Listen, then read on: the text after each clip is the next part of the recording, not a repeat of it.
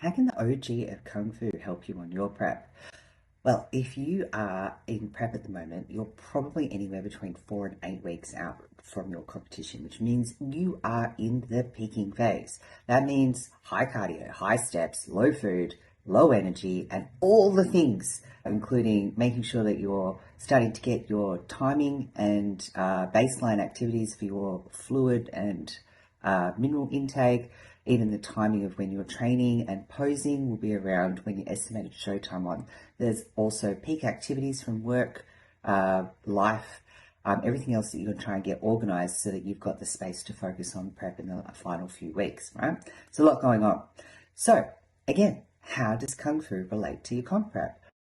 Well, there's a famous quote by Bruce Lee, which is basically, it's not the daily increase, but the daily decrease makes the difference. So hack away at the unessential. Now, what does that have to do with prep when you've got a million and one things and things are ramping up?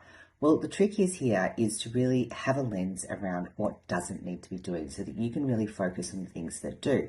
So, for example, you might have the habit of tracking and logging your lifts. Now, that makes perfect sense in off season when you're trying to go for progressive overload. But when you're in season and particularly around peaking, it doesn't matter much what your weights are because you are going to have some decreased strength, but also that's not your primary output. Your primary output is to maintain as much muscle mass as possible. We're not trying to go for PBs. We're trying to work on the conditioning, right? Same thing with your nutrition. You shouldn't be logging your nutrition on a daily basis because your meal plan shouldn't be changing.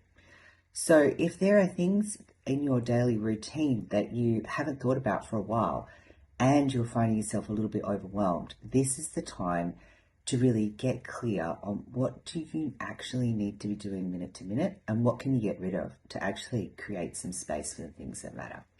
Hope that helped. Good luck with your prep and let us know in the comments around one thing that you've managed to get rid of to create more space in